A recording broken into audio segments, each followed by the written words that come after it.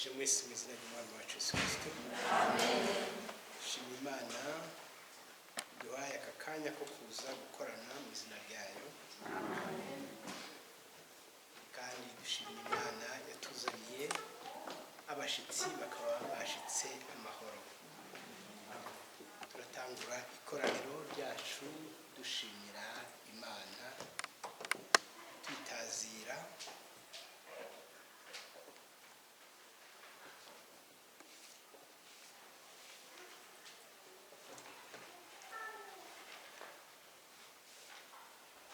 turirimba indirimbo ya 96. Turatangura turirimba indirimbo ya 96.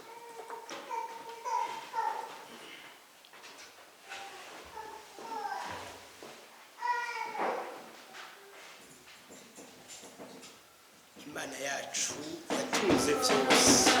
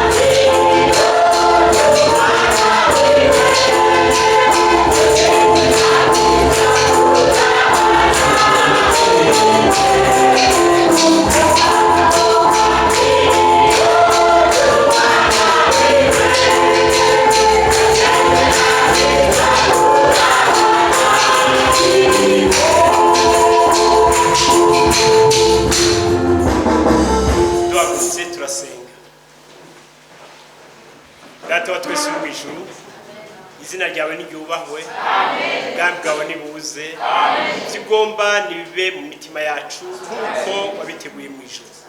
Turagushimiye cyane ko ari wowe watwegeranije ukaba watuzaniye n'umukozi wawe. Turagushimiye cyane ingene wamuzigamye mu nzira aho yaciye hose.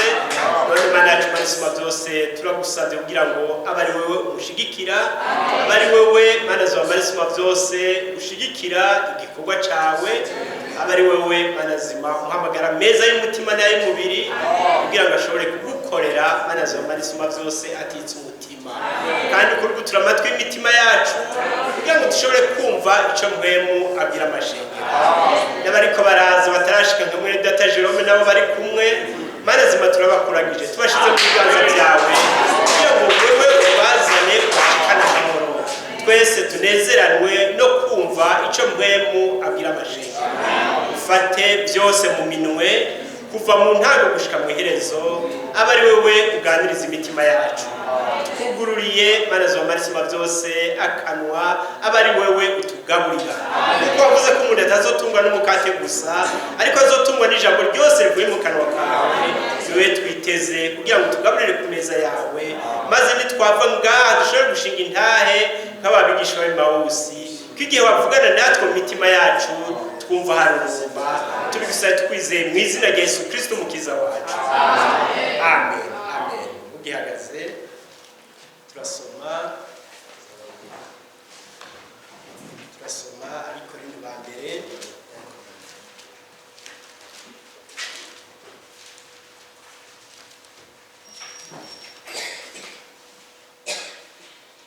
Abikorintho ba mbere igice cya 15.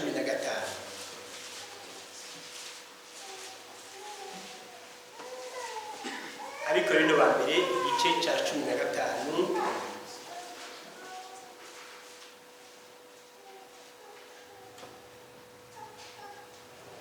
Turasoma duhere ku murongo wa mbere.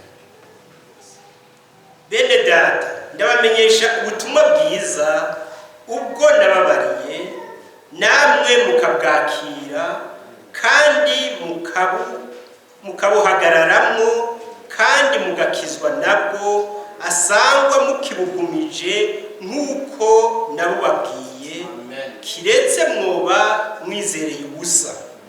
Amen. Mubyagire Imana bahezagire kandi ihezagire ijambo ryayo. Imana ishimwe cyane. Ibi ni Pawulo yariko aributsa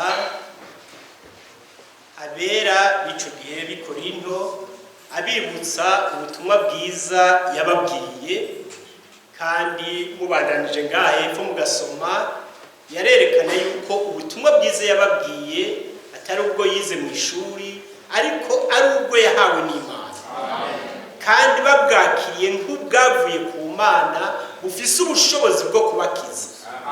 Amen. Babugumije nk'uko Imana nawe yabumuhaye nawe akabubashikiriza, ati nimwabugumya muri ya majambo jewe nabo babwiramwo muzokizwa nabo. Amen. Kandi ubutumwa nk'ubwo bwavuye ku Mana nibwo dushaka ko bwigishwa, nibwo dushaka kwizera, kandi nibwo twizeye, kandi nibwo dushaka kubandanya twizera kugira ngo urushize kudukiza, urushize kutweza, kandi umuko wacu yadukoye azasange dufise ukwizera kubereye abateguriwe kuzotanga ubukwe bwa wa mwagazi. Amen. Cyo gituma dushimira Imana ituzanira abakozi kugira ngo batwibutse ubutumwa bwiza ubw'Imana yaduhishuriye, ubutumwa bwiza buvuye ku Mana. Imana yaturungikiye muri kino gihe butugarukana ku rufatiro rw'intumwa n'abavugishwa kugira ngo twizere kumwe abambere bizeye, hanyuma tumaze kugira igihagararo ciza kibereye, hanyuma wadukoye azoze adutware. Mwami abahezagire, tudatevye rero kugira ngo dukoreshe umwanya neza. Duhaye ikaze mwene data, Imana muhezagire cyane.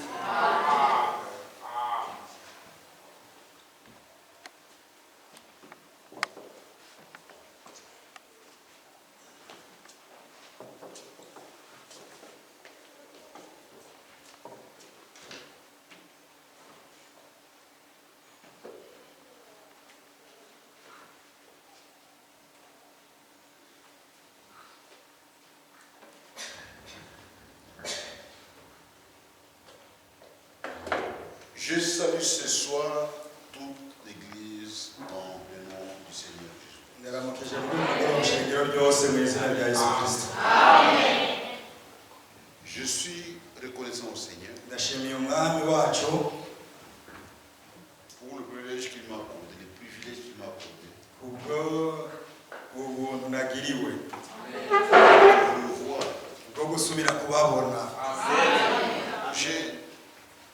J'étais ici à plusieurs années.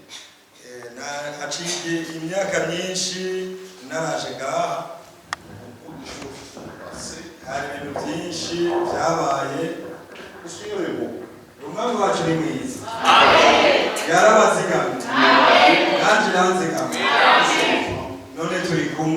Son nom soit glorifié. Je vous transmets les salutations des frères du Congo et des assemblées du Burundi. Partout nous sommes passés.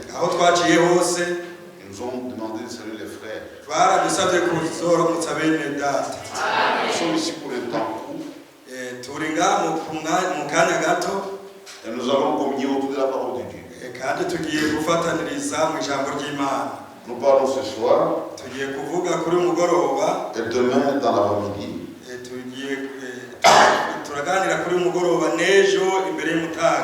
Et l'après-midi, j'ai continué mon voyage. J'étends vers la fin. Dimanche, je suis quelque part pour la prédication.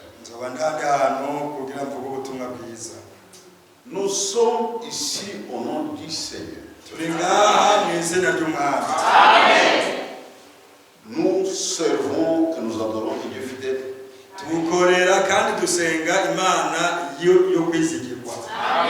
Il dit dans sa parole, là où 2 ou 3 sont rassemblés à mon nom, je suis là. En tant que croyants bibliques, nous devons admettre que le Seigneur est ici par sa parole et par son esprit.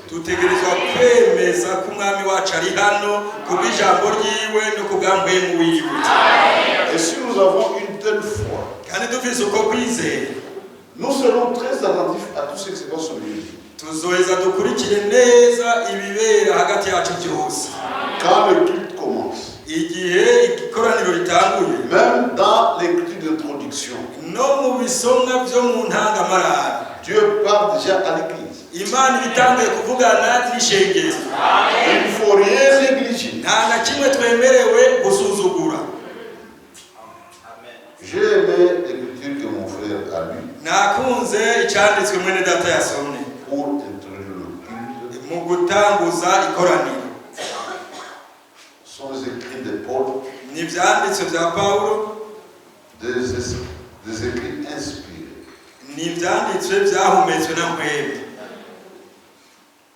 J'aime la formulation de ce passage. Dit, je vous rappelle.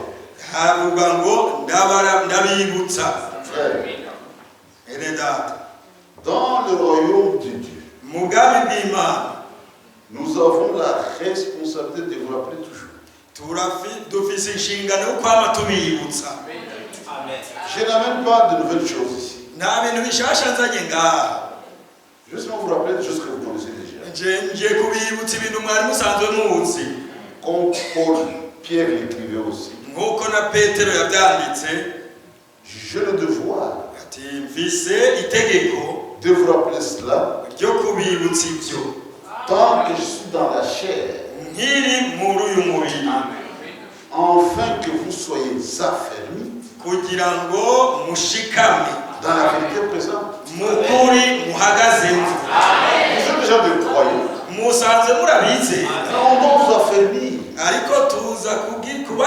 dans la vérité présente. Ce que je ferai pendant ces 2 jours, je vais vous rappeler ce que vous connaissez. Mais pour que vous soyez affermis. Jésus avait dit à Pierre, Petero quand tu seras converti, ati Petero niwamara guhindukira affermis tes frères. uzuremeshe bene so. C'est ça le droit de prédicateur. Icyo nicyo gikorwa cy'umuvuzi w'ubutumwa bwiza, Rappeler les choses. kwibutsa ibintu. On n'amène pas de nouvelles choses. Nta bintu bishasha tuzana. Dit l'évangile que je vous ai annoncé, aravuga ngo ubutumwa bwiza nabamenyesheje que vous avez reçu, ubwo mwakiriye et dans lequel vous avez persévéré. kandi mukaba aribwo mwashishikayemo. Frère, quand on reçoit quelque chose, iyo umuntu yakiriye ikintu on ne s'arrête pas. ntacyo ahagarara, Parce que le message kuko n'ubutumwa qui a une signification, bufise insiguro, qui a un sens. bufise insobanuro. Nous ne sommes pas des auditeurs oubliés. twebwe ntituri abantu babyumva bakaca bibagira, Nous mettons en pratique la parole de Dieu. ariko dushira mu ngiro ijambo ry'Imana. Frère Branham a prêché un message intitulé Mwenda Branham yavuze ubutumwa bwitwa entendre, ngo kumva, reconnaître kumenya et agir. no gukora. Frère, Bene data, quand Dieu te parle, iyo Imana ivuganye nawe tu as la conviction ugira icyemezo que ça c'est Dieu qui m'a parlé. yuko ariyo yavuganye nawe. Tu reconnais la chose. Ivyo bintu ikubwiye ukabimenya, Ça c'est pas un homme. uti uwo si C'est umuntu, Dieu qui m'a parlé. uwo si umuntu yavuganye nanjye. Parce que Dieu utilise des hommes kuko Imana ikoresha abantu pour parler aux hommes. Pour parler aux hommes. kugira ngo iganire n'abandi bantu. Dieu n'enverra jamais un ange. Imana ntizokwigera irungika umumarayika, Parce que la prédication a été de nos fils des hommes. kuko kuvuga ubutumwa bwiza byahawe L'ange n'abantu. n'a pas le droit de prêcher l'évangile. umumarayika nta burenganzira bwo kwigisha ubutumwa bwiza afise. L'ange peut te parler. umumarayika arashobora C'est kukuvugisha comme Corneille. nk'uko byagenze kwa C'était un Koruneli. homme pieux. ati yari umuntu mwiza Il priait. yasenga, L'ange lui parle. maze umumarayika Il avugana va nawe chercher Pierre. amubwira ngo genda urondere Quand tu Petero, dois prêcher l'évangile, twebwe Pierre va venir te prêcher. ati Petero azokwigisha. Dieu parle aux hommes en utilisant des hommes. Imana ivugana n'abantu ikoresheje abantu, Et quand ils n'ont pas de la part de Dieu, kandi iyo umuntu avuze arungitswe n'Imana, frère, ça peut se vérifier. mwene data birashobora umuntu ashobora kubihinyuza. On peut tromper les petits enfants, wohenda abana bato, mais ceux qui sont adultes en Christ, ariko abantu bakuze muri Kristo ils peuvent discerner. barashobora Ça kumenya c'est Dieu. ko ari Imana Ça ivuze c'est pas Dieu. cyangwa ko atari Il yivuze. y a le talon de mesure hariho icyo qui babigeraho s'appelle la parole de Dieu. cyitwa ijambo Et ry'Imana, la Bible kandi Bibiliya dit, iravuga dans Jean 3 4, ngo celui que Dieu envoie, ngo uw'Imana itumye il dit les paroles de Dieu.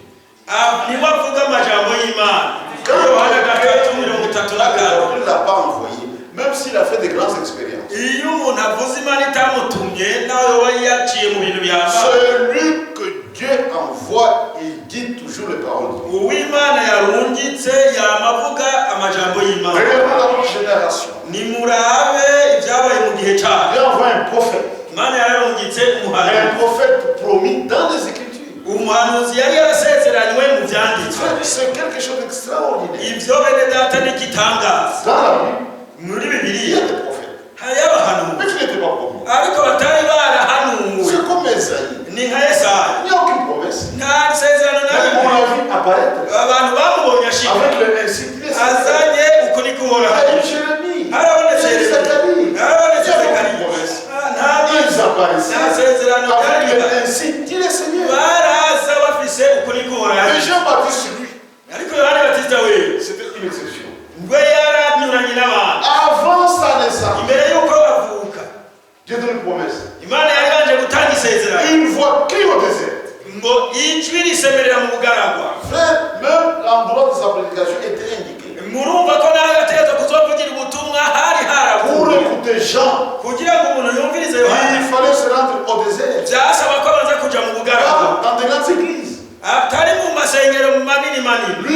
extraordinaire. wewe yari yavuye mu C'était un bisanzwe prophète promis dans les Écritures. yari umuhanuzi yasezeranywe mu byanditswe. Aujourd'hui, on peut avoir des prophètes dans l'église. ubu baravuga by'abavugishwa n'Imana benshi. Parmi les ministères, il y a des prophètes. no muri bwa bukozi butanu hariyo abavuga Dieu abavugishwa. le donne quand il veut. Imana ibatanga igihe ishakiye. Mais frère Branham, ariko mwenda tabrana avant sa naissance, mbere yo kuvuka il est annoncé, yari yarahanuwe je vous enverrai Élie. ngo nzobarungikira Eli umuhanuzi Il va vous ramener azobagarura à la foi de pères apostoliques. ukwizera kw'intumwa. Dieu utilise des hommes pour parler aux hommes. Imana ikoresha abantu kugira ngo iganire Et n'abantu. celui qui discerne ubu rero umuntu amenye par révélation, kubwo kwishurirwa il ne s'arrête pas. ntahagarara. Il y a des gens qui écoutent, hariho abumviriza qui ont de la sympathie pour la parole de Dieu. bafise ibigumbagumba y'ijambo rivuzwe C'est très bien. bakavuga ngo ni byiza, Mais des rétrogrades, ariko ugasanga basubiye inyuma, ils n'avancent plus. ugasanga ntibagitera intambwe bagiye. Même si vous venez dans l'église, nawe wamuza mu rusengero si vous n'avancez plus, mutagitera intambwe vous êtes rétrograde. muba mwarasubiye inyuma. C'est pourquoi les élus sont une particularité. nicyo gituma batoranijwe ari abadasanzwe. Et persévèrent. bobo barashishikara. Frère, dans la Bible, chaque mot est placé à sa place. bene data muri bibiliya buri jambo rishyirwa mu kibanza cyaryo. L'évangile dans lequel vous avez persévéré. ngo kandi mukabushishikaramo. La persévérance suffit quoi? mbega gushishikara bisobanura iki? Frère, bene data quand les choses sont faciles, iyo ibintu byoroshe on n'a pas besoin de la persévérance. ntabwo gushishikara wihanganye birimo. Si vous descendez une montagne, uri kurimanukira umusozi vous êtes à l'aise. ugenda C'est waze la pente. Ça vous apporte. haba habanuka hakabajana. Mais s'il faut gravir une montagne ariko ari kuduga umusozi de 7 km w'ibirometero indwi avec une charge, ufise n'umutwaro wiremeye, là, il faut la persévérance. aho rero bisaba kwihangana. Soyez hier quand on partait à Sosomo. hari ejo tugiye muri Sosomo, J'ai vu des jeunes recrues de la police. nabonye abapolisi bariko On a baracyabakijije. croisé beaucoup de jeunes policiers. twahuye n'abapolisi bashasha benshi Ils étaient soumis à l'épreuve d'endurance. bari mu bigeragezo bariko bari batwaye Donc ils imizigo, venaient de très loin, bari baje bava kure fatigués. barushe. J'en ai vu un nabonye umwe qui voulut marcher. atari agishobora gutambuka, Ses amis l'ont encadré. bagenzi we Il était avec deux amis qui étaient comme ça. bagenzi we Il baramurebe était fatigué. kuko yari yarushe cyane, Et il pouvait abandonner. yari gushobora kubiheba. Quand il est question de la persévérance, yo bisaba gushishikara c'est qu'il y kwihangana, a une épreuve de force. nuko haba hariho ikigeragezo Il ne faut wacishijwe. pas lâcher. ntiwemerewe kurekura, bisaba ngo ushishikare gushika ku C'est comme mpera. dans une course. ni nko mu gihe cyo Quand kwihiganwa la course commence, ryo kwiruka. iyo iryo higanwa il y ritanguye a beaucoup de prétendants. haba hariho benshi Mais babishaka, à la fin de la course, ariko ku iherezo il n'y aura qu'un seul vainqueur. hazoboneka umwe wenyine yatsinze. Et Paul enseigne en disant, kandi Pawulo yigisha 1 Corinthiens chapitre 9, mu Bikorino ba mbere igice cy'icenda dit ceux qui courent dans les stades ati abahiganwa mu birori s'imposent toutes sortes d'abstinence. bibuza ibintu byinshi. Regardez le jeu de football, le jeu de football. murabe mbere no mu rukino rw'umupira w'amaguru, Il gagne, il joue, il gagne. barakina bagatsinda, Maintenant c'est la finale. bagatsinda hageze mu rukino rwa nyuma. Dimanche c'est la finale entre deux équipes. bavuze bati ko Mungu hazoba urukino rwa nyuma hagati y'imigwi ibiri. Ces gens ne sont pas des croyants. abo bantu ntibizera, Ces joueurs-là, abo bakinnyi ils sont ntibizera, dans la boisson, bana banywa dans inzoga, la musique, bari mu miziki, dans les femmes. bari mu bagore, Mais parce qu'il y a une coupe à gagner, ariko kubera ko bakeneye kuzotsindira igikombe ils s'imposent eux-mêmes une discipline. bonyene baribuza byinshi. Comme on va jouer le match dimanche, Bakavuga bati kuko tuzokina rwa rukino kuwa Mungu et nous devons gagner. kandi dushaka byanga bikunda gutsinda. À partir de vendredi, Uhereye kuwa gatanu nous nous enfermons dans notre local. tugiye kwiyunganira ahantu hacu. Plus de boissons, Ntituzosubira plus de musique, ntituzosubira ntituzosubira kuja mu bagore jusqu'à dimanche. gushika kuwa Mungu. Regardez comment le monde se comporte. Ati nimwihweze ingene abisi bagenza. Et ils font cela pour une couronne corruptible. Ivyo bavyibuza bakeneye igitsibo kibora. Mais nous, Ariko twebwe faisons-les nimuze tubikore pour incorruptible. turorereye igitsibo kitabora. Kandi Pawulo avuga Je traite durement mon corps ati nturubika umubiri wanje et je le tiens à sujet. ntamuhindura umuja. Je n'obéis pas au corps. Sinumvira ivy'umubiri usaba. Le corps aime ce qui est facile. Umubiri usaba ukunda ivyoroshe. Si tu es fatigué, Akakubwira ngo urarushe dors quand même. nuca Moi, wisinzira. je dois refuser. Njyewe ntegerezwa kuhimbanira. Tu dors quand même. Ukavuga ngo sinzira. J'ai dit aux frères, Nanje nabwiye bene data nous avons le même somnifère. Un bon produit pour dormir. turafise umuti mwiza udusinziriza. C'est pas un produit pharmaceutique. Ntabwo ari umuti wo mu mafarumasi. Si vous faites l'insomnie, Igihe wabuze itiro dites seulement, vuga gusa comme j'ai l'insomnie, ko nabuze itiro maintenant je vais commencer à prier. urongera ntambwe gusa. Satan viendra très vite. Non, non, non, dormez maintenant, dormez. Satani azocaza yiruka ati sinzira sinzira. Voyez, Murabibona? et le corps aime ça. Kandi umubiri nawo urabikunda. On n'accomplit pas les désirs du corps. Ntidushitsa ivy'umubiri wifuza. Quand on voit ce que Dieu a dit, Iyo turavye ivy'Imana yavuze nous persévérons. turashishikara twihangana. Un croyant ne lâche pas Uwizera ntarekura parce qu'il voit les choses avec les yeux du cœur, avec la foi. kuko abonesha ibintu amaso y'umutima biciye mu kwizera. Dans 1 Corinthiens chapitre 5, je crois, verset 7, Ndibaza ko ari mu Bikorino ba mbere igice cya 5 umurongo w'indwi la Bible dit, Bibiliya nivuga nous marchons par la foi ngo tugendeshwa et n'ukwizera non par la vue. ntitugendeshwa n'ibiboneka. Je vais vous donner un exemple facile. Reka ndabaha akarorero koroshe J'ai toujours donné ça. nama ndagatanga. Chez nous, par exemple, Iwacu nk'akarorero il y a des matières premières ou des minéraux hariyo ubutare qui coûtent cher.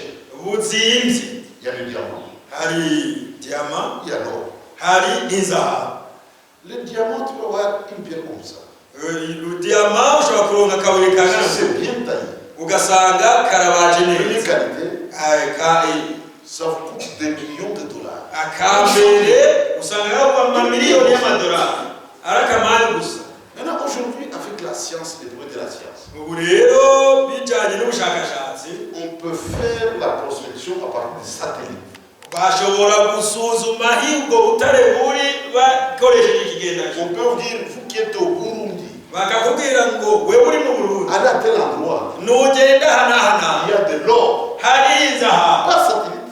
bakoresheje ikigendajuru. Et cet or, Kandi iyo zahabu il faut creuser 100 mètres uzoyironka wimvye gushika ku metero 100 pour atteindre le filon d'or ou la couche d'or. kugira ngo ushikire ayo zahabu. Et comme les gens font confiance à la science, Kuko abantu bizigira ivy'ubushakashatsi l'endroit précis est donné. baravugana ubwo butare buzoba Et ici, bakavuga ngo à ngaha 100 mètres, ku metero 100 il y a de l'or. hari inzahabu. Et puis ils se mettent à creuser. Abantu bagaca batangura kwiga 13. bakimba.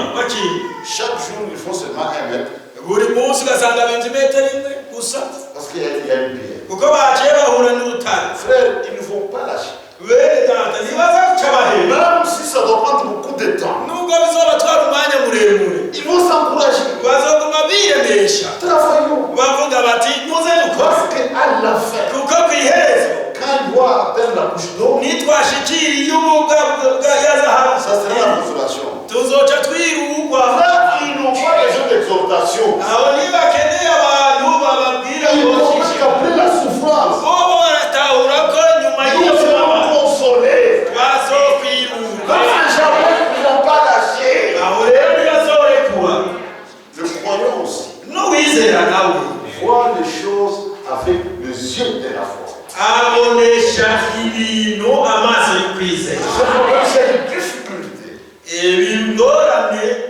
le croyant persévère. Parce qu'il a les yeux fixés sur la rémunération.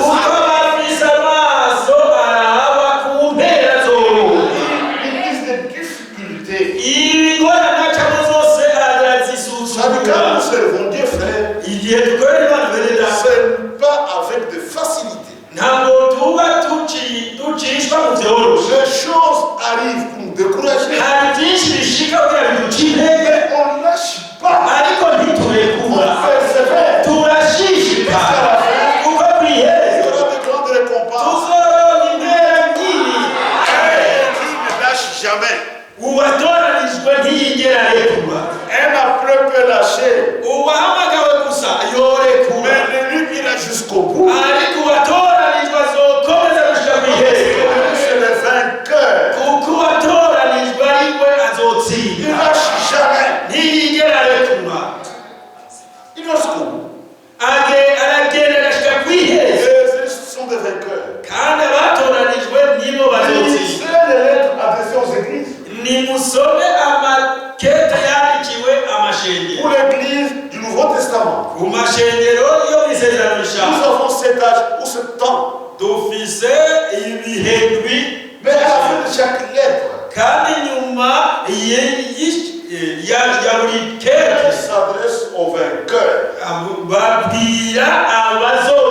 Celui qui vaincra, pour vaincre, on ne lâche pas. On doit persévérer jusqu'à la fin. Et Jésus parlant de notre temps, dans Matthieu 24, dit l'iniquité sera au nouveau top.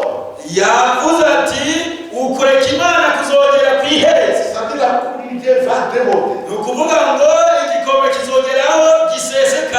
Même l'amour du programme va se voir. C'est le temps dans lequel nous sommes. Le Seigneur dit, mais celui qui persévérera jusqu'à la fin, il sera sauvé. La vraie foi engendre la persévérance. Même les promesses que Dieu donne pour les héritiers, ou pour entrer en position avec ses promesses, il y a deux choses. Il faut la foi et la persévérance. Pas la foi seulement. La foi et la persévérance. Lisez avec moi cela. Dans l'épître de Paul aux Hébreux. Pour moi, cela est très important. La foi et la persévérance pour hériter les promesses.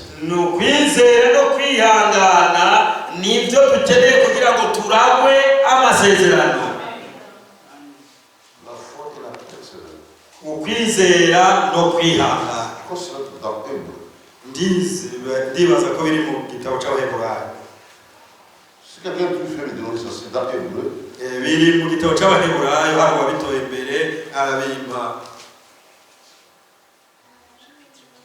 C'est Hébreux, je crois. C'est peut-être 6. Hébreux 6. Hébreux 6.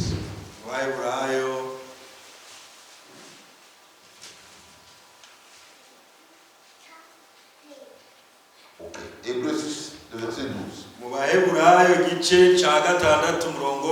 Commençons au verset 11. Nous désirons que chacun de vous montre le même zèle pour conserver jusqu'à la fin une pleine espérance. kandi turagomba cyane yuko umuntu wese wo muri mwebwe yerekana uwo mwete nyene w'ibyizigiro byuzuye gushika ku Yesu que vous ne vous relâchiez point. Amen. Kugira ngo ntimubabanebwe et que vous imitiez ceux qui par la foi et par la persévérance héritent des promesses. Amen. Ariko mwigana abaheshwa n'ukwizera n'ukwihangana kuragwa ibyasezerano. Même les promesses divines. bene data n'amasezerano y'Imana. On ne croise pas les bras. Dieu fera ça. Ntawurera amaboko ngo avuge ko Imana izobikora. Il faut croire. Bisaba kwizera. Ceux qui croient, Bizera. ils confessent sa foi. Batura ukwizera kwabo. Ils ne pas en cacher. Ntawizera mu Le vrai croyant confesse sa foi. Uwizera w'ukuri yatura ukwizera kwiwe. Et il faut persévérer. Kandi bisaba kwihangana. C'est comme aujourd'hui. Nico kimwe n'uno munsi. Le Seigneur revient. Umwami wacu araje. Pour être enlevé, Kugira ngo umuntu azamurwe. l'exigence de Dieu, Ichi Imana isaba. c'est le baptême du Saint-Esprit. Ni umubatizo wa mpwemu yera. Quand Jésus reviendra, Umwami Yesu niyaza. où est le pasteur Kazadi? Natobaza ngo Pastor Kazadari. Où sont les prédicateurs? Ngo mbega bavuga butumwa bari Où he? sont les diacres? Ngo mbega abadiyakoni bari he? Non, Oh, non, ya, non, oh, non. ya, oh, Il ya. y a un lieu de rendez-vous. Hariho ikibanza cy'ibonaniro. C'est le corps de Christ. Ni umubiri wa Kristo. Et pour accéder à ces lieux de rendez-vous, Kandi kugira umuntu ashike aho twateguriwe. Dieu a un chemin. Imana ifise inzira. Il faut croire la parole de vérité.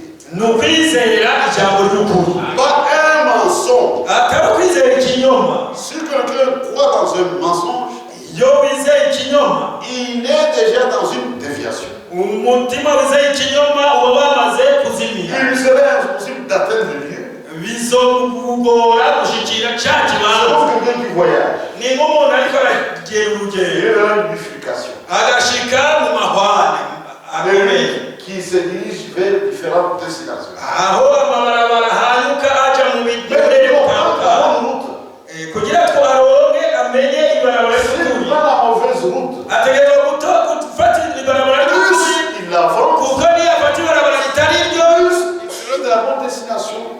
uko azotera abandanya C'est ce qu'aujourd'hui, ntazotera aja quand les gens s'engagent dans une fausse route, mu nzira y'ukuri. Iyo abantu baciye mu nzira itariyo, ils sont très loin de la vérité. haca igihe ugasanga bageze kure y'ukuri. Pour revenir, c'est compliqué. Kugira bave bagaruke bikaba bigoye cyane. Murabibona? La route pour le baptême de Christ, c'est la voie de la vérité.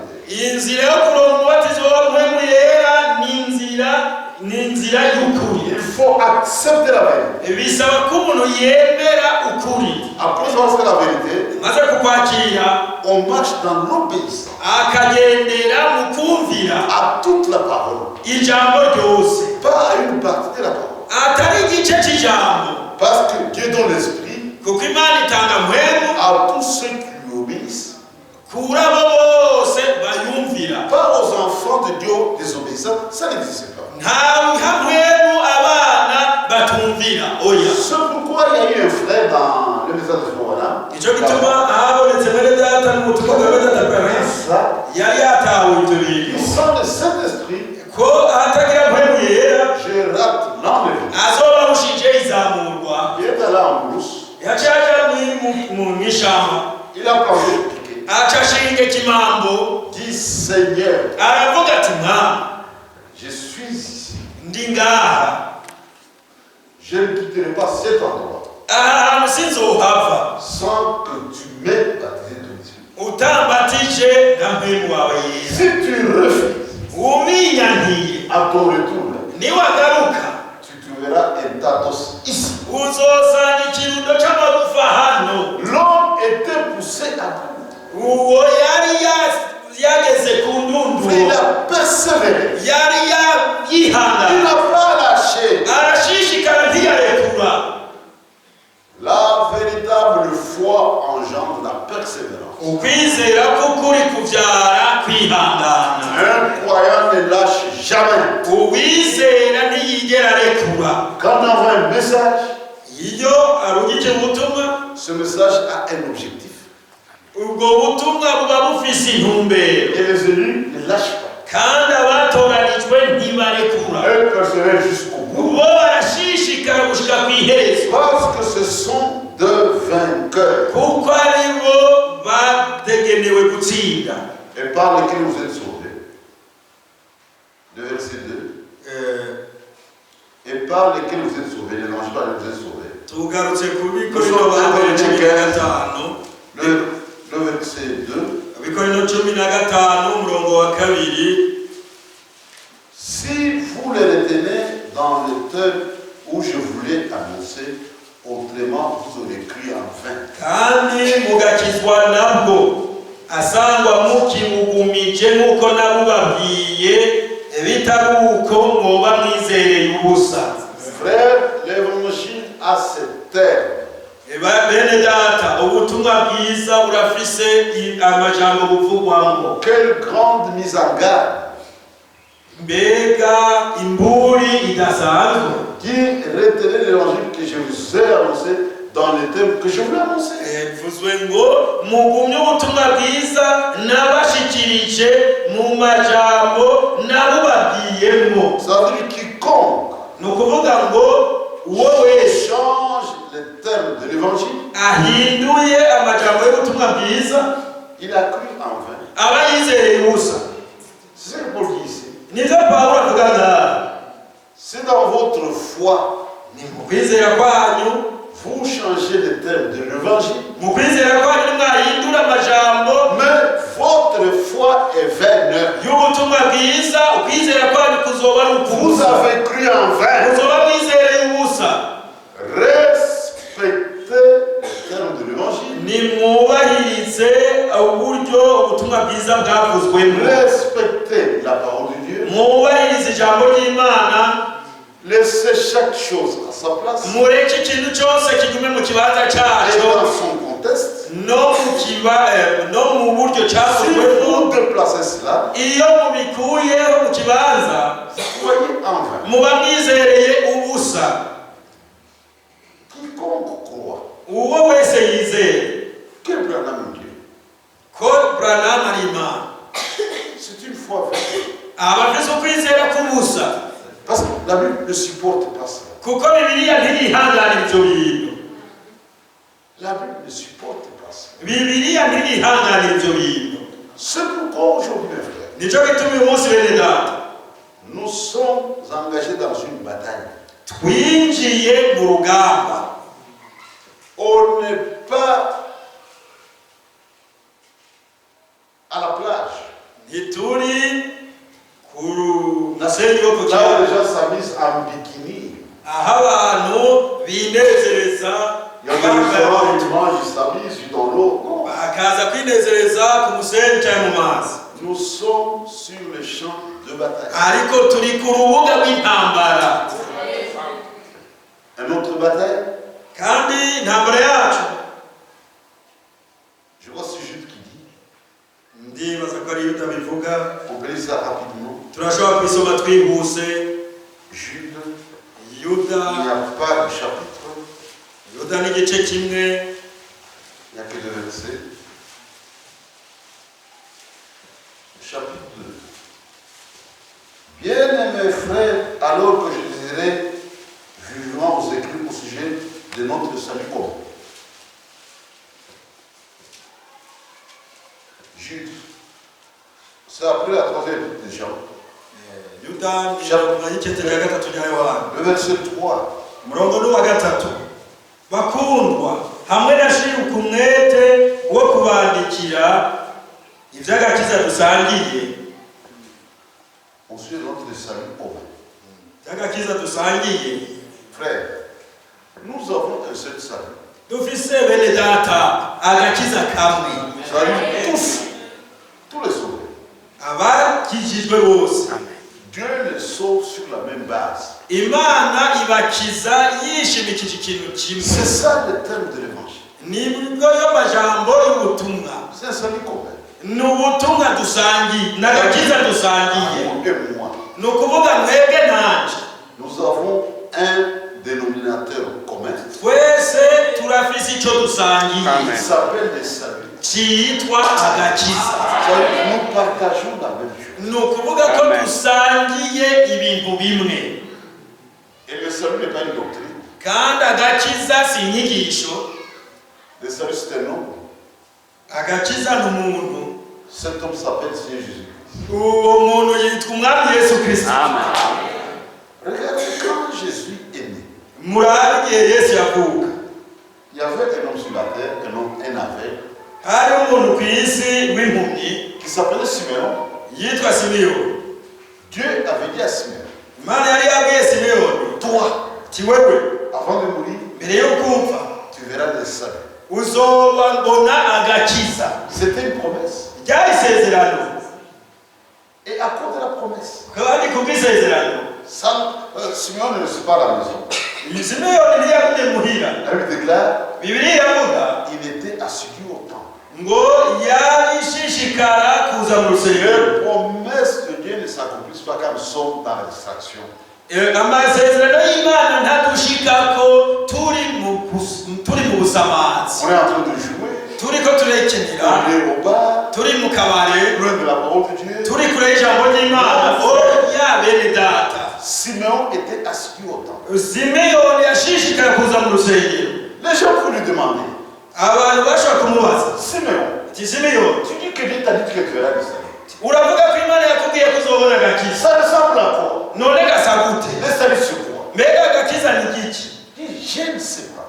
Anabakishura ati ntabyo Mais nzi. attendez seulement. Ati ariko murorere gusa. Quand le moment sera, Igihe kizoba gishikiye, je vous donnerai la vraie réponse. nzi niho zoba inyishu y'ukuri. Amen. Le Seigneur est né. Umwami wacu yaravutse. Maintenant, d'après la tradition des Juifs, il devait être présenté au 8e jour. Kubw'umugenzi w'Abayuda, Yesu yavutse yategerezwa gushikanishwa mu rusengero Et Marie amène Marie. umunsi w'umunani. Yosefu na Mariya bazana ujya mwana. Frère, Bene data, regardez comment Dieu fait l'histoire du seul. nimuraba ingene Imana ikora inkuru zayo z'agakiza. Je vais prendre un exemple ici pour que vous voyez la chose.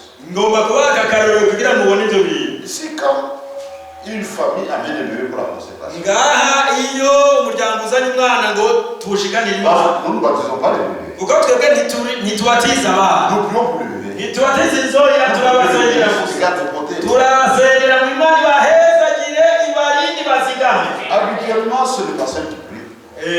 Mu bisanzwe ipasitori asenga Ou ses associés. cyane abamwungirije Ou l'un des diacres. cyangwa umwe mu badiyakoni. Mais pas un frère qui va. Non.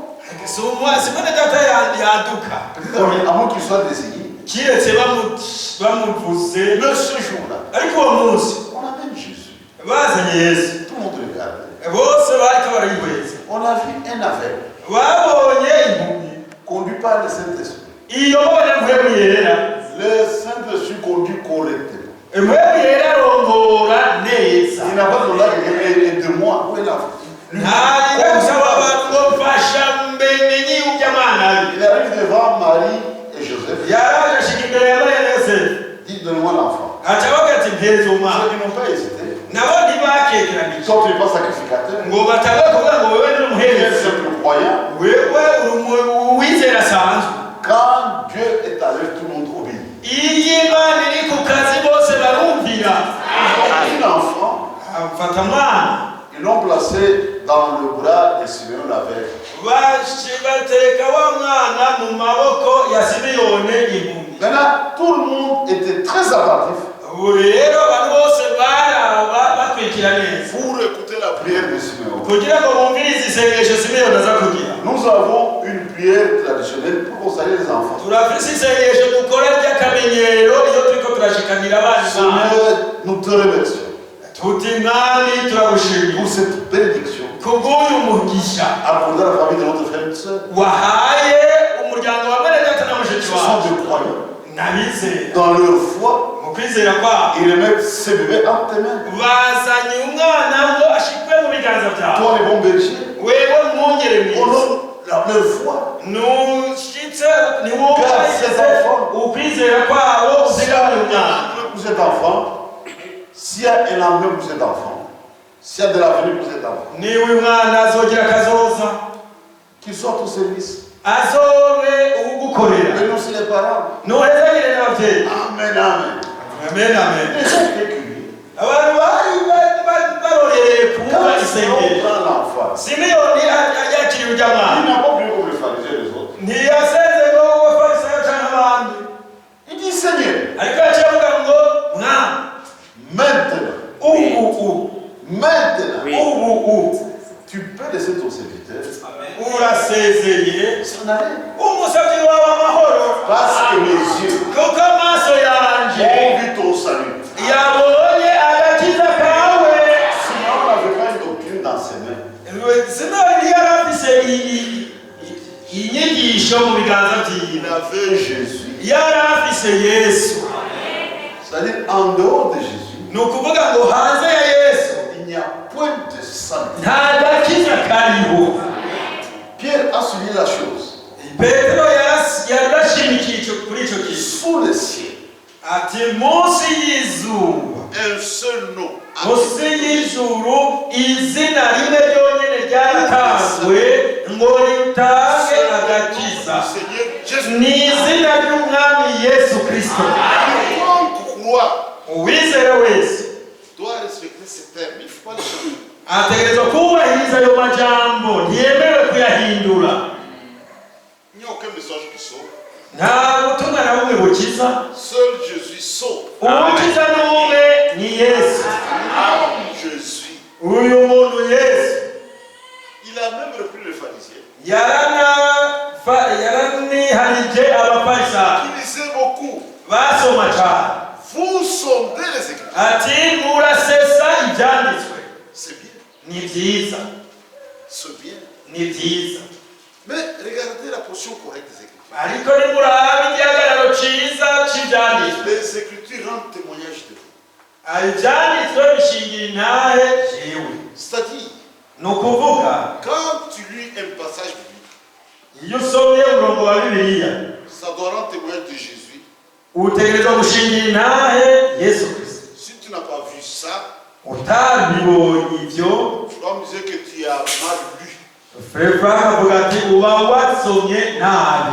Les Écritures rendent témoignage de Jésus. ibyanditswe bishingira intahe Yesu, Et on doit lire la parole de Dieu. kandi dutegerezwa gusoma ijambo Et ry'Imana. votre maladie, n'indwara yawe vous êtes volé sans vos Écritures. Vous vous êtes limité aux Écritures. uba wagarukiye ku byanditswe, Vous refusez de venir vers nous ukanka kuza kuri jewe pour avoir la vie. kugira ngo uronke ubugingo. Seul Jésus donne la vie. Jésus homme. Yesu umuntu niwe wenyine atanga ubugingo, Et on doit respecter ces termes. kandi utegerezwa kubahiriza amajambo C'est yiwe. pourquoi aujourd'hui, nicyo gituma uyu munsi nous avons un combat, le combat de la foi. dufise intambara yo kwizera. C'est notre combat. niyo ntambara yacu. On n'est pas en guerre pour l'argent, ntituri mu ntambara duhiga amafaranga, pour les femmes, turuhiga abagore, pour la popularité. duhiga gushirwa hejuru, C'est le combat de la foi. ariko turi mu ntambara y'ukwizera. Nous avons quelque chose de commun qui s'appelle Jésus. dufise icyo duhuriyeko ni Yesu. Frère, bene nous data, sommes des hommes. turi abantu, On peut avoir des différences. turashobora kugira Mais la ibidutandukanya, chose essentielle, ariko icy'akamaro ce que gusumba, nous avons de commun, icyo dufise duhuriyeko c'est l'homme Jésus. ni wa muntu Yesu. Frère, on parle d'un couple mwene data Branham avuga iby'umuryango umwe, qui était sur le point de divorce. umugabo n'umugore bari hafi kwahukana. C'est un couple qui avait des biens. ni abantu bari bafise Ils amatungo, devaient partager les biens. bavuga bati reka tugabure, On dit oui, d'accord. ati tugabure ibyo twarondeye, On commence maintenant. ati nego ndemeye dutangure ubunyene. Moi, je prends la maison X. kigiye mfashe ijya nzu, Avant, moi, je prends la maison grecque. umugore nawe ati nanjye natwara ijya nzu y'igre. On est dans la maison. Je prends le salon et le frigo. mu nzu Moi, nawe je prends le lit. fata isaro, firigo na Ils televiziyo, ont tout partagé. barafata ibintu byose barabigabura. Maintenant, il y avait une petite valise. ariko hariho akavarisi gatoya. De leur union, ils avaient eu un enfant mu gihe bubakanye bari babyaye umwana qui était décédé. arapfa. Maintenant, les habits étaient gardés là comme souvenir. impuzu z'uwo mwana zari zagumijwe muri ako kavarisi nk'icibutso. Maintenant, en dernier ressort, mu mpera ya byose on ouvre la petite valise buguruye kajya gavarisi qui contenait les habits de leur bébé. karimo impuzu z'umwana wabo. Frère, bene data, personne n'a osé dire nta n'umwe yubatse kuvuga Moi, je prends les souliers. ngo je ndatwara ibirato Moi, je prends les chapeaux. kandi ndatwara Quand ils ont vu ça, agakofero babonye ibyo ils ont pensé à leur bébé baciye bibuka umwana wabo qu'ils avaient eu ensemble. uwo bari babyaranye C'était fini. byari bigeze Le divorce est fini. ukuvavanura byaciye bihagarara Ils ont commencé à pleurer. baciye batangura kurira L'argent, il faut se le partager. amafaranga barashobora Les kuyagabura maisons, il faut partager ça. barashobora kugabura ibindi Les biens de la maison. ibintu byo mu nzu Mais l'enfant ariko umwana appartenait au Dieu. yari uwabo bombi Et l'enfant était dans la gloire. kandi uwo mwana yari mu bwiza Frère, on a annulé le divorce. baciye bahagarika ibyo kuvavana Ce que nous avons de commun, icyo dufise dusangiye c'est Jésus. ni yesu kirisito Et Jésus-Christ kandi yesu kirisito est plus grand que toutes nos difficultés, arasumba ibibazo byacu byose que tous nos problèmes. arasumba ingorane zacu zose Sur notre vie, z'ubuzima bwacu nous devons toujours nous souvenir de Jésus-Christ. dutegerezwa kwaba twibuka yesu kirisito Même dans les plus grandes difficultés. no mu ngorane zidasanzwe Si Jésus était ici, tuti yesu yabaza kuba ngaho et nous sommes sur le champ de bataille, kandi turi mu rubuga rw'intambara la bataille fait rage. kandi urubagamba rurakomeye Et tous, kandi twese nous avons un ennemi commun. dufise umwansi dusangiye Frère, quand vous combattez, vous devriez discerner votre ennemi. bene data iyo murwana intambara mutegerezwa kumenya umwansi wanyu L'évangile a ses termes. ubutumwa bwiza burafise amajambo bwavuzwemo Paul, dans son épître aux Éphésiens, pawulo yandikira abefeso quand il parle de la bataille de la guerre, igihe yavuga ku byerekeye intambara nous n'avons pas à lutter yavuze ngo ntitunigana contre la chair et le sang. n'ab'inyama n'amaraso La chair et le sang, c'est l'homme. inyama n'amaraso ni umuntu C'est-à-dire aujourd'hui, ni ukuvuga uyu munsi si votre ennemi, umwansi wawe c'est un homme niba ari umuntu qui t'a trompé de cible, umenye ko wihenze aho utera est-ce que vous comprenez? muratahura Qui t'a trompé de cible. uzoba warihenze aho utera Paul précise, pawulo aradomako nous neza luttons contre les esprits méchants. ati turwana n'impwemu mbi Frère Branham disait, mwenda tabranam yavuze ati si tu t'en prends à un frère, tu échoues. ati niwarwanya mwene so uzoba Mais utsindwe si tu comprends, ariko niwatahura derrière toute mauvaise action, kw'inyuma y'igikorwa kibi cyose il y a un esprit, hariho impwemu c'est Satan. ari satani Si un frère m'injure, niba mwene data arundutse me gifle, cyangwa akampiko pas le frère, si mwene data c'est Satan qui l'a utilisé. ni satani yamukoresheje Satan, pour agir, il a besoin d'un instrument.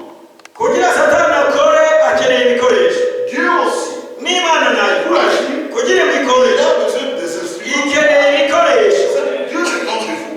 ni ukuvuga ngo Dieu dépend de vous. imana ikorana nawe Dieu dépend de moi. imana ikorana nawe Le Saint-Esprit ne peut pas agir à partir du néant twebwe rero ntishobora gukorera mu kirere ou à partir d'une bête. cyane bakoresha igikoko Il entre dans une vache. Non, ngo yinjire mu nka yama akore Dieu a son corps. imana ifise umubiri C'est wayo son église. n'ishengero C'est yayo dans ce bâtiment. ishengero sizi Ce siyi sont des hommes et des femmes. ni abagabo n'abagore Des nouveaux. bavutse ubwa kabiri buzuye mpembwe iyi imana ishatse gukora Il les utilise.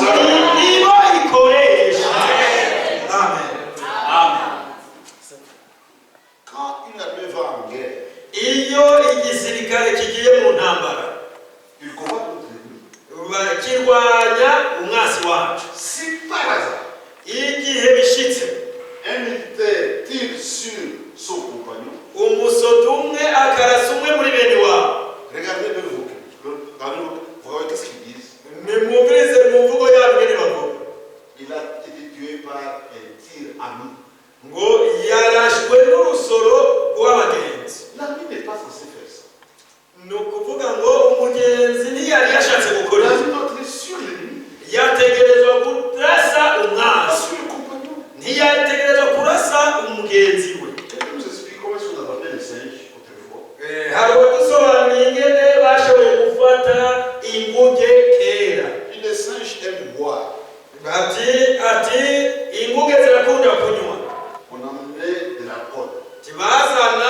inzoga dans des petits récipients. bagashira mu Vous savez qu'ici, ils viennent manger ici. bakamenya ngo inguge ziza kurira ngaha On en met dans la pomme, dans des récipients. bakaca bazana udukombe twinshi turimo inzoga Et on a aussi des flèches empoisonnées. bakaca bashiramwo n'imyambi yashizwe ku bumara On les plante. bakaca bayishingagira ngaho Mais quand ils viennent, les singes, inguge zije vous savez comment ils se comportent. Quand ils voient une bonne chose, ils appellent les autres. murazi ingene zikora iyo zaronse utuntu twiza zica zihamagara izindi kuko zikunda inzoga Ils s'animent. zikanywa zikaborerwa Maintenant, étant ivre maintenant, zamaze kuborerwa rero ils vont commencer à s'amuser. zigaca zitangura gukina Et parce que ce sont des bateaux simples. zikibaza Mais ngo ce sont des flèches empoisonnées. zikibaza ngo tujya by'abashinze n'inyama isanzwe C'est comme ça. ziriko ziragwana ziriko zirakina zigaca On vient de ramasser. hanyuma zamaze gucumita n'abakaza Parce qu'ils n'ont pas discerné. kuko zitaba zamenye Dans cette bataille, muri urwo rugamba si votre cible c'est un frère ou soeur, vous êtes tombé d'ici. muri urwo rugamba turimo wumva ko uzotumbereza kuri mwene so uzoba wahushije Nous avons un ennemi commun. dufise umwanzi dusangiye Il s'appelle Satan. ni satani Il va susciter kandi imana yaratwahagurukije pour le détruire. kugira ngo On tumusangangure ne va pas faire le jeu de l'ennemi. ntidutegerezwa kurwana no kumaza Vous mbere allez croire en vain. aho muzomwizereye ubusa Il y a les termes de l'évangile. hariho amajambo ubutumwa bwiza bwavuzwemo Quand les gens combattent sur la terre, iyo abantu bariko bararwana ku isi ils ont des armes qu'ils appellent eux-mêmes des armes conventionnelles. hariyo ibirwanisho bise ngo ni ibirwanisho bumvikanyeko Dit la guerre, oui. bakavuga ngo mu ntambara turemye Pas des armes nucléaires. atari ibirwanisho by'ubumara Soit l'Iran a eu des problèmes. irani niyo yagira ingorane Toutes les choses ne voulaient pas qu'il rentre soit une arme nucléaire. ibihugu byose ntibyashaka ko iyo itunga ibyo birwanisho Pas ruhonyangana des armes chimiques. Pas des armes chimiques. ntibashaka ibyo birwanisho ruhonyangana S'il y a la guerre, hari intambara il y a des bombes autorisées. hariyo amabombe batera yemewe Il y a des balles de fusil. hari amasoro y'inkoho yemewe ariko ntibyemewe gukoresha ibyo ibigwanisho by'ubumara Et nous le croyons. natwe bizera Dans Ephésiens 6, mu Efeso 6 nous avons notre armure. turafise ibigwanishwa byacu Paul dit, prenez toutes les armes de Dieu. pawulo aravuga ngo mufate ibigwanishwa byose imana itanga Afin de tenir ferme le mauvais jour. kugira ngo muze mushobore guhagarara mudatsinzwe umunsi mubi Et Paul décrit, kandi pawulo arabidondora c'est ce que nous sommes censés utiliser. nibyo twemerewe gukoresha C'est ça notre ligne de conduite. niyo wo murongo wacu tugenderamo Regardez chez les hommes. nimurabe mu bantu Je prends le sport. mfashe iby'inkino Il y a plusieurs disciplines. hari inkino z'uburyo bwinshi Il y a le football, hari urukino rw'umupira w'amaguru inventé par les Anglais. rwatowe n'abongereza Foot en anglais, c'est pied. foot mu cyongereza ni ikirenge Ball, c'est ballon.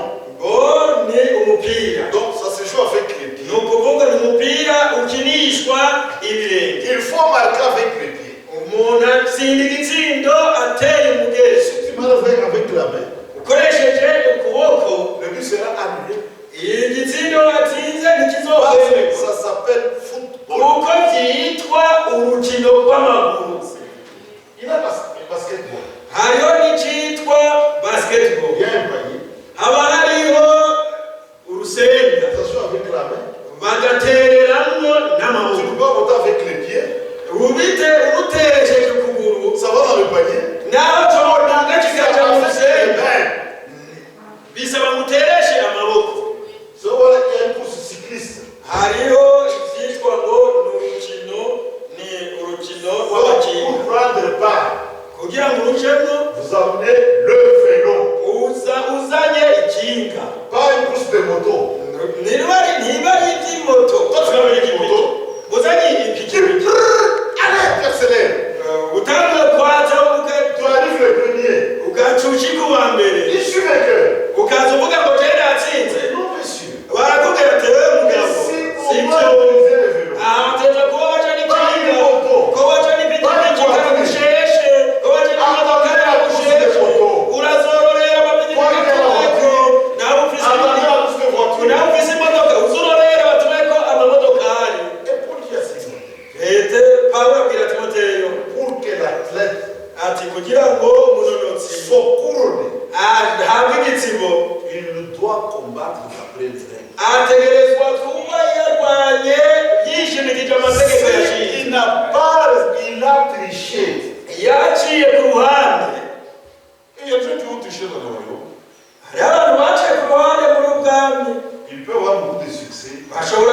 kugira iterambere ryinshi. Mais quand Jésus viendra, Ariko Yesu niyaza, tout sera annulé. byabo byose bizofutwa. Parce que pour Jésus, Kuko ku bwa Yesu tout doit être fait byose bitegerezwa gukorwa selon sa parole.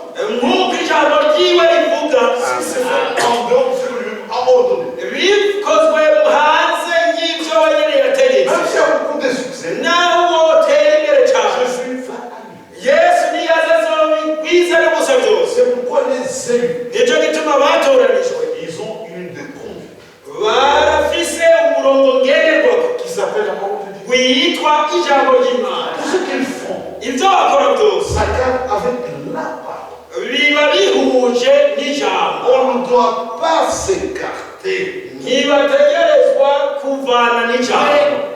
L'évangile a ses termes. Ubutumwa bwiza burafise amajambo Il ne yabo, faut pas le déplacer. ntabemerewe kuyavanamo. Regardez les fanatiques aveugles. Nimurabe aba bantu b'imbare z'urugero ibyo bakoze. Ils ont élevé Frère Branham au rang de Dieu. Bavugije muri Databranamu bamwita Imana. Non, Oya, c'est l'instrument yabaye igikoresho qu'il a utilisé. Imana yakoresheje. Même Frère Franck, Na muri Data France c'est l'instrument ni igikoresho que Dieu a utilisé. Imana yakoresheje. Mais la chose essentielle, Ariko ikintu nyamukuru c'est mon Frère Branham. si mwene Databranamu, C'est mon Frère Franck. si ne mwene Data France, C'est la parole de la ni ijambo bazanye, C'est ça le trésor. nibwo butunzi. Ce soir, Ni nko muri aka kagoroba nous sommes ici. turi hano, Dieu a utilisé un homme appelé Kazali Imana yakoresheje umuntu witwa Kazadi pour vous parler. ngo ibavugishe. Selon vous, la partie importante, Ni umuntu nkamwe ariko ikintu gihambaye c'est la parole. n'ijambo. C'est ça notre trésor Nibwo butunzi bwacu que nous protégeons. dutegerezwa gukingira. Protéger.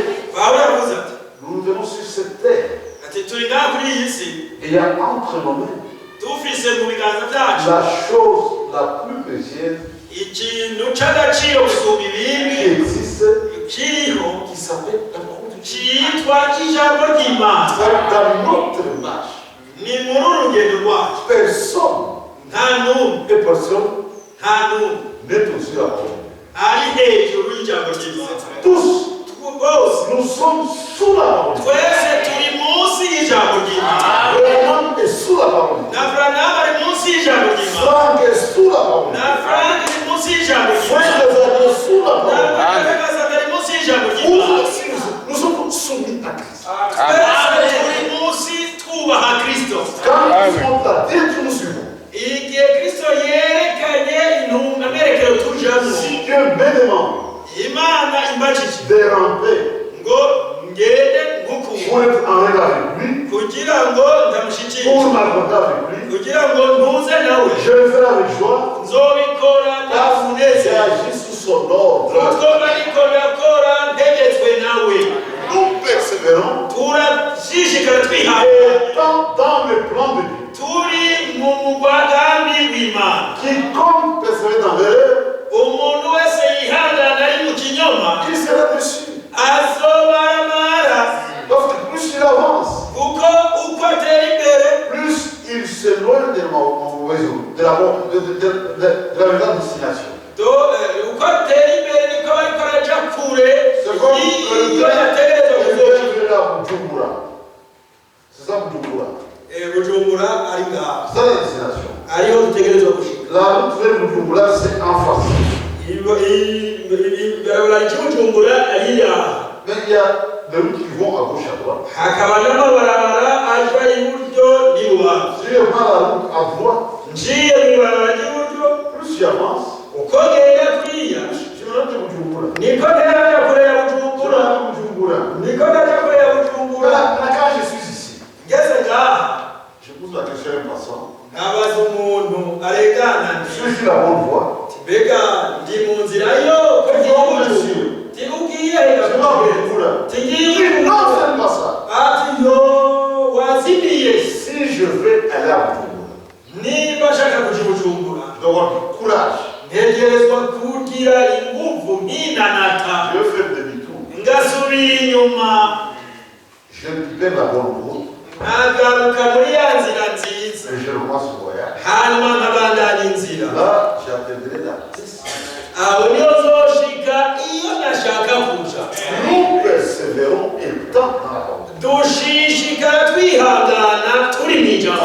dehors, mes frères. tutari hanze. C'est pourquoi aujourd'hui, Nico gituma uyu munsi Dieu a fait l'histoire du salut. Imana yagize inkuru zayo z'agakiza, Il a envoyé une grande lumière irungika umuco utangaje pour manifester les élus, les enfants de la lumière. kugira ngo igaragaze abana mu muco. Maintenant, regardez. Uriho nimuraba, L'évangile a une double action. ubutumwa bwiza bukora ibintu bibiri. Paul dit, Pawulo aravuga ati, si notre évangile est voilé, niba ubutumwa bwiza tuvuga butwikiriwe, il est voilé pour ceux qui périssent. butwikiriwe kubahona. Pawulo aravuga Aux uns, ati, kuri bamwe nous sommes une odeur de vie. turi umumote bw'ubugingo, Et aux autres, ku bandi nabo une odeur de mort. turi agacucu k'urupfu. Quand ils ont offert, revenez aux Écritures. iyo tubwirana neza tuti garuka mu byanditswe Ils ne comprennent pas. ntibatahura. Frère, Bene data, mettez votre côté dans la poche. Votre côté. Liez ça dans la poche. fata ibyo mugomba mu bizingazinge mubibike mu mufuka, Prenez la volonté de Dieu. ariko mufate ukugomba kw'Imana. C'est la meilleure volonté. nibwo kugomba kwiza. Prenez la voie de Dieu. Fata inzira y'Imana, Prenez le chemin de Dieu. fata inzira y'Imana, C'est le chemin de la parole. niyo nzira y'ijambo, C'est ça notre bataille. nirwo rugamba rwacu, Le combat de la foi. intambara y'ukwizera, Et combat jusqu'à la fin. kandi turwane gushika kw'iherezo. Et tous ceux qui combattent pour la foi, kandi kuri abo bose barwanira ukwizera ils peuvent être incompris des hommes. barashobora kudatahurwa n'abantu, Mais quand Jésus reviendra, ariko Yesu niyaza ils seront tous. nicyo gituma bene data, L'heure est très très avancée. igihe kirakuze cyane, Nous avançons turakomeza tuja imbere, et nous surveillons les plans de Dieu. tugagenda dusuzuma neza umugambi w'Imana. Tout ce qui est fait ibikorwa byose en dehors du programme divin, hanze y'umugambi w'Imana c'est un obstacle dans le royaume. ziba ari inzitizi mu bwami. C'est-à-dire aujourd'hui, ni ukuvuga uyu munsi dans le plan de Dieu, mu mugambi w'Imana nous tendons vers une chose. hari ikintu tugenda twerekeye. Quand Jésus revient, Mwami wacu niyaza il trouve sur cette terre azosaga ku isi des hommes et des femmes qui le ressemblent à tous égards. abagabo n'abagore basa nawe muri byose. C'est ça le plan de Dieu pour aujourd'hui. niwo mugambi w'Imana w'uno munsi. Il ne vient pas chercher des assemblées du message. ntazoza gutora amakoraniro yo muri ubu butumwa, C'est son église épouse. azoza gutora ishengero ryiwe mugeni, L'époux est la parole. umukwe ijambo, L'époux sera la parole. n'umugeni nawe azoba ijambo. Nous convergeons vers une image. ni ukuvuga ko tugenda tugana twese kuri iyo C'est shusho, l'image de Jésus-Christ. iyo shusho ya Yesu Kristo. Maintenant, chacun se pose la question. ubu rero umwe wese niyibaze Si Jésus était sur la terre, ati iyo aba Yesu yari kuri iyi si, est-ce qu'il ferait ce que toi tu es en train de faire? mbega yokoze ibyo wowe uri kurakora? Parce que nous avons la responsabilité kuko dufise icyo tubazwa, de refléter Jésus.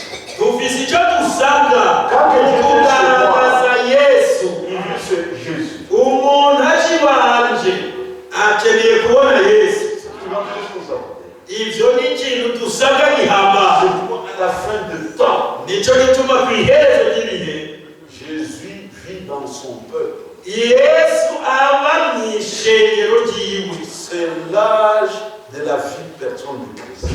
ni igihe cy'ubuzima niharije na Nous Kristo. persévérons turashishikara twihanganye pour atteindre la statue de Christ. kugira ngo dushikire ishusho ya Kristo. Pas autre chose. nta kindi turondera. C'est notre combat. ubwo nibwo rugamba turimo. Ça nous met sous tension.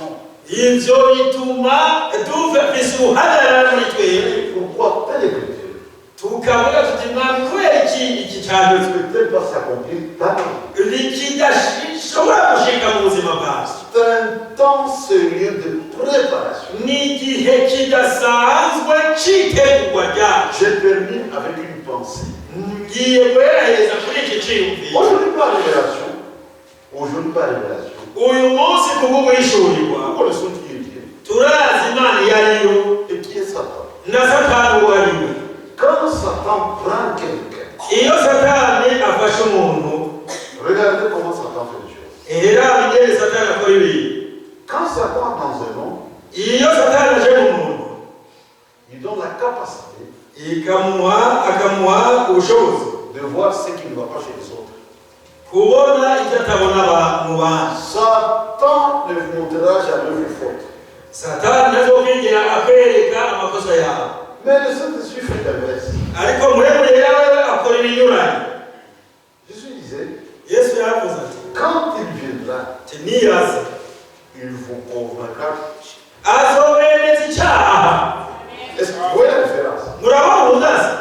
Satan, ce sont les hommes. Satani akwereka abandi, Mais Dieu, lui, ariko Imana yoyo il vous convainc de votre péché. niyo yo ikwemeza icyaha cyawe. Aujourd'hui, Icyo gituma uyu munsi c'est dans de préparation. arimo yari igihe cyo kwitegura. Chacun doit prendre sa vie. Umwe wese ategerezwa gufata ubuzima Il bwiwe a compris la parole de Dieu. La comparer à la parole. akagereranya ubuzima bwiwe n'ijambo ry'Imana rivuga. Frère me disait, Mwenda Abrahamu yavuze ati le plus grand ennemi de William Branham, ati umwansi wa mbere utabandi wa William Branham c'est Branham lui-même. Branham wenyine ubwiwe. Est-ce que vous comprenez? Ndetse murabitanga. Chacun doit discerner son ennemi Umwe wese ategerezwa kumenya umwansi wiwe uwo ari we. et prier comme Samson. Agasenga na Samusoni ati Seigneur, ati mwana wanje encore une fois, irindi rimwe mwami wanje que je meure avec mon ennemi. mvane n'umwansi wanje. Les choses qui nous dominent, Ibintu byatuganza il faut les dominer. natwe tubiganze. C'est dans le grâce. Ni muri iki gihe cy'ubu Jésus revient bientôt. Yesu araje vuba. Que le Seigneur vous bénisse. Umwami abaheza. Tuzosubira guhura ejo Si c'est la volonté du Seigneur, niba ari kugomba k'umwami wacu nous allons continuer. tuzokomeza. Je remets le service au berger. Je remets la conduite du culte pour la présidence au berger. Ndazobije igikorano cy'umugeni.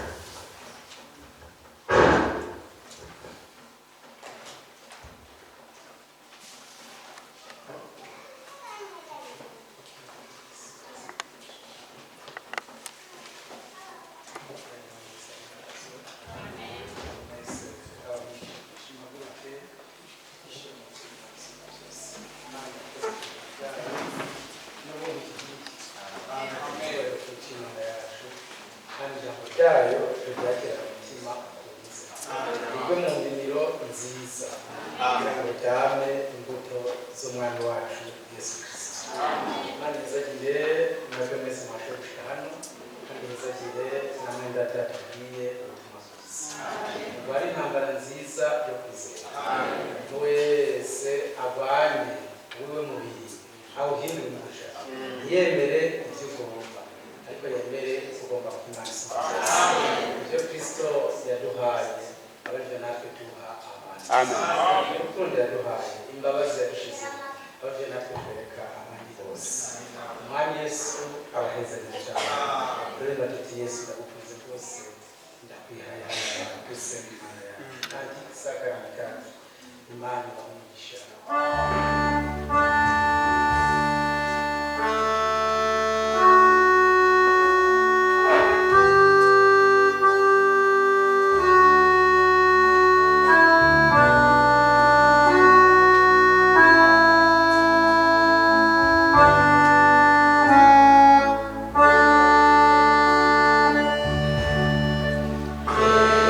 So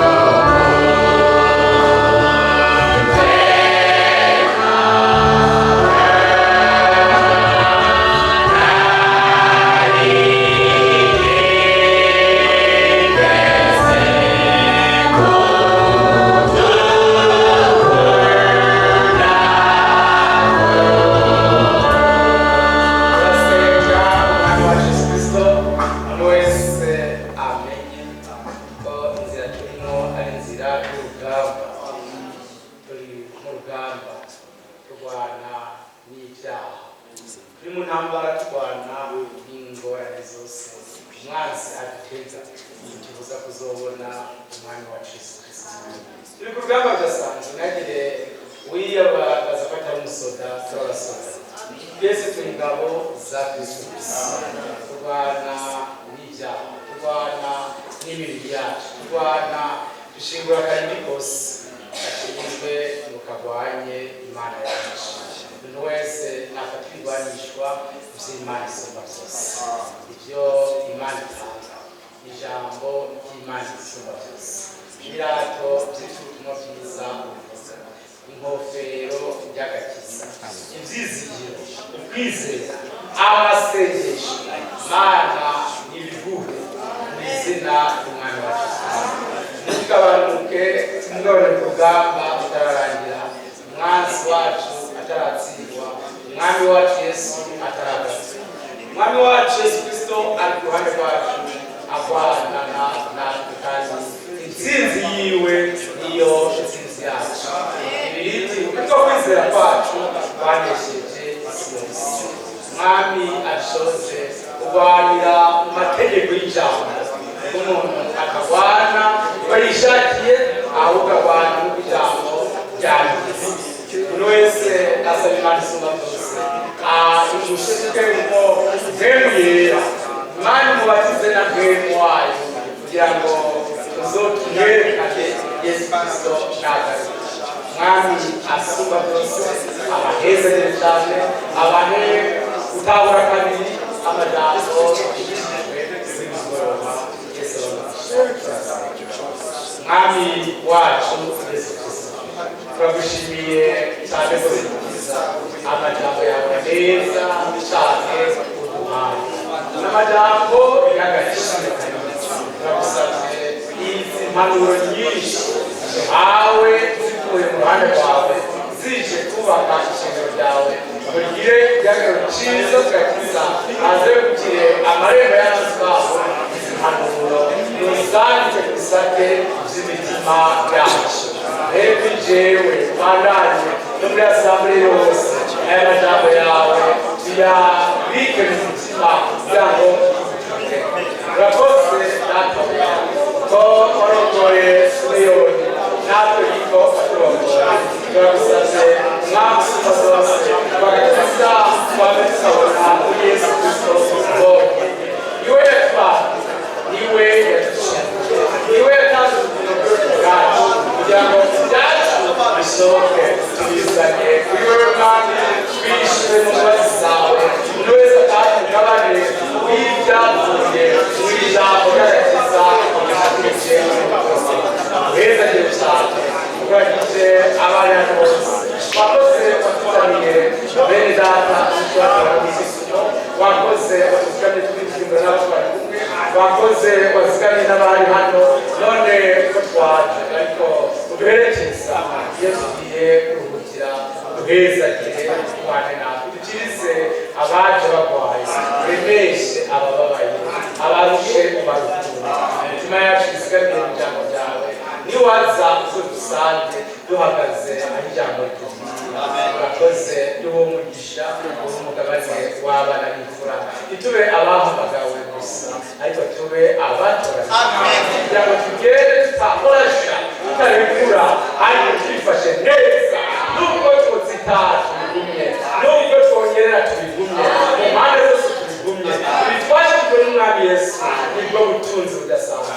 Urakoze duhe umugisha, hezagire n'utabakoresheje umuhamagara neza Mwami.